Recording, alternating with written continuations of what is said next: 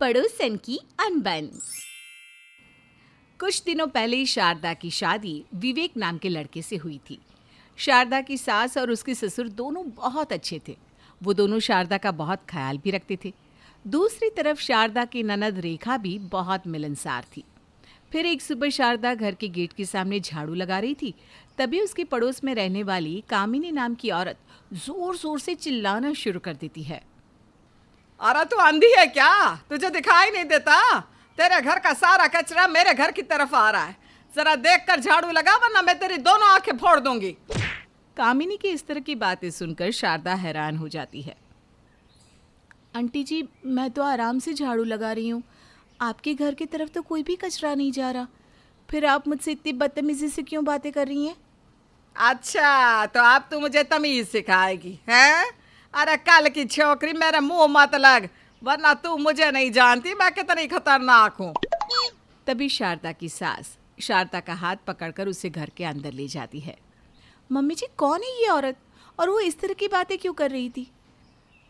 ऐसा लग रहा था मानो जैसे वो मुझसे झगड़ा करना चाहती है। तूने बिल्कुल सही कहा, वो तुमसे झगड़ा ही करना चाहती थी। अरे उसका स्वभाव ही झगड़ालू है, हमारे घर से बहुत जलती है। उसे तो बस हमसे झगड़ा करने का बहाना चाहिए। भाभी, तुम बहुत खूबसूरत हो, जबकि उस कामिनी की बहू एकदम काली कलुटी है। तुम्हारी खूबसूरती देखकर वो जल बुनकर राख हो गई है, इसीलिए बेवजह तुमसे झगड़ा करना चाहती है।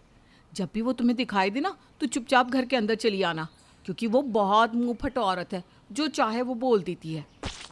फिर उस दिन से शारदा कामिनी से बचकर रहने लगती है, क्योंकि शारदा एक सीधे स्वभाव की लड़की थी। वो बेवजह किसी के साथ उलझना पसंद नहीं करती थी। इस तरह कुछ दिन बीत जाते हैं। फिर एक दिन रेखा को देखने लड़के वाले आते हैं। लड़का एक सरकारी नौकरी करता था। वो अपने माता पिता के साथ एक बड़ी कार में आया था। दूसरी तरफ लड़का भी देखने में बहुत सुंदर था। जब कामिनी की नज़र लड़के पर पड़ती है तो उसकी आंखें फटी की फटी रह जाती है। अरे बाप रे, ये लड़का तो बहुत ही सुंदर है, साथ में अमीर भी लगता है। अगर रेखा की शादी इसके साथ हो गई तब तो रेखा जिंदगी भर मौज करेगी। नहीं नहीं नहीं, मुझसे ये सब नहीं देखा जाएगा। अभी कोई चाल चलकर इसकी शादी तुड़वा देती हूँ।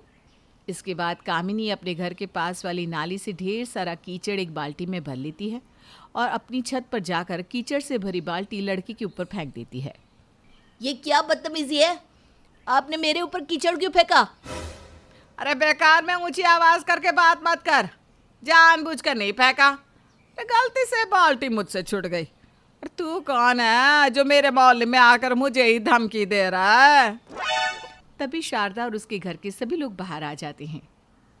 कामिनी चाची, अब जानबूझकर इन्हें परेशान क्यों कर रही हो? अपने काम से काम रखो, वरना ठीक नहीं होगा। आंटी, ये सभी रेखा को देखने आए हैं। आप बेवजह हमारे घर का माहौल क्यों बिगाड़ रही हो? आपने इस बेचारे लड़के के सारे कपड़े गंदे कर दिए। आपको ऐसी हरकत करते हुए शर्म आनी चाहिए। शारदा की बातें सुनकर कामिनी गुस्से से तिल मिला जाती है। उसके बाद वो नीचे आकर शारदा और उसके परिवार वालों से झगड़ा शुरू कर देती है। मैं तुम सबसे तंग आ गई हूँ, हमेशा मिलकर मेरी बुराई करते हो। लड़का सुन, तू इस लड़की से क्यों शादी करने आया है? अरे ये रेखा ना बिल्कुल अच्छी लड़की नहीं है। कॉलेज में न जाने कितने लड़कों के साथ चक्कर चलते हैं। चुपचाप यहाँ से भाग जा, वरना इससे शादी करके तू तो बहुत पछताएगा। हे भगवान, ये तुम क्या कह रही हो? अरे बिल्कुल सही बोल रही हूँ बहन जी, सारा मोहल्ला इसकी हरकतों के बारे में जानता है। ये लड़की तुम्हारी क्या किसी की भी बहू बनने के लायक नहीं है।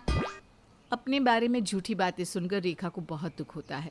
वो रोते हुए अपने कमरे में चली जाती है। लेकिन कामिनी के मुंह से रेखा की बुराई सुनकर लड़के की माँ कामिनी की बातों पर यकीन करने लगती है। बेटा, असली बात तो आस पड़ोस वाले ही जानते हैं। घर के लोग तो सिर्फ अपनी लड़कियों की बड़ाई करते हैं। इस औरत ने जो कुछ कहा, मुझे तो उसमें सच्चाई नजर आती है। अब हम यहाँ रिश्ता नहीं करेंगे। चल यहाँ से चलते हैं बेटा। नहीं नहीं बहन जी, ऐसी दुष्ट औरत की बातों पर यकीन मत करिए। मेरी बेटी बहुत ही सीधी सादी और गुणी है। वो आपके घर को स्वर्ग बना कर रखेगी। अरे तो कितनी बड़ी झूठी है जो अपनी बेटी के बारे में बड़ी बड़ी बातें कर रही है। तेरी बेटी क्या खा घर को स्वर्ग बनाएगी? उसे तो ठीक से खाना बनाना तक नहीं आता। जाइए जाइए बहन जी, आप अपने बेटे को लेकर जाइए यहाँ से। शारदा और उसके पति लड़के वालों को रोकने की बहुत कोशिश करते हैं, लेकिन लड़के वाले उनकी एक नहीं सुनते और मुंह बनाकर वहाँ से चले जाते हैं। अपनी चाल कामयाब होते देख कामिनी गाना गुनगुनाते हुए वहाँ से चली जाती है। देखे जरा किसमें कितना है दम।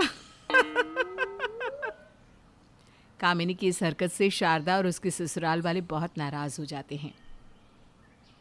मम्मी जी बस बहुत हो गया, हमें उस औरत को सबक सिखाना ही होगा, वरना वो इसी तरह हम सबका जीना हराम करके रखेगी। लेकिन हम करे भी तो क्या करे बहू, वो तो एक नंबर की झगड़ालू है, साथ ही बहुत ही बेशर्म भी है। निर्लज लोगों से तो भगवान भी डरता है, फिर हम इंसानों की भला क्या बिसात। लगता है अब उसे सबक सिखाने के लिए मुझे कोई उपाय सोचना होगा। फिर कुछ दिनों बाद शारदा एक सुंदर सा लहंगा लेकर छत पर चली जाती है। उस समय कामिनी अपनी छत पर गेहूं फैला रही थी। शारदा जानबूझकर अपना फ़ोन निकालती है। हाँ हाँ, मुझे याद है, आज शाम को पार्टी में आना है ना, देख लेना पार्टी में मैं सबसे सुंदर दिखूंगी। मैंने अपना 2 लाख रुपए वाला लहंगा अपनी माँ से मंगवा लिया है। हाँ, शाम को मैं उसे ही पहन कर आने वाली हूँ। उसके बाद शारदा छत पर लगी तार के ऊपर लहंगा डालकर नीचे चली जाती है। उधर कामिनी ने शारदा की सारी बातें सुन ली थी। अच्छा, तो यह लहंगा 2 लाख रुपए का है और शाम को ये महारानी इसे पहनकर पार्टी में जाएगी। लेकिन मेरा नाम भी कामिनी है। मेरे रहते इनके घर में कोई खुश नहीं रह सकता। मैं अभी इसे जला दूंगी। उसके बाद कामिनी चुपके से अपनी छत की दीवार लांघकर शारदा के घर की छत पर चली जाती है। लेकिन जैसे ही वो लहंगे के साथ साथ तार को छूती है कि तभी अचानक उसे जोरदार बिजली का झटका लगता है। अरे मर गई रे, मुझे बिजली का झटका लग रहा है, कोई बचाओ, कोई मेरी मदद करो। और फिर कामिनी धड़ाम से नीचे गिर जाती है। वो बिजली का झटका इतना खतरनाक था कि कामिनी के होश उड़ जाते हैं। दूसरी तरफ कामिनी का हाथ भी झुलस जाता है। उसके बाद वो रोते हुए अपने कमरे में चली जाती है। इस तरह कामिनी को उसका सबक मिल जाता है और उस दिन की घटना के बाद से वो दोबारा शारदा और उसके परिवार वालों को परेशान करने की हिम्मत नहीं करती।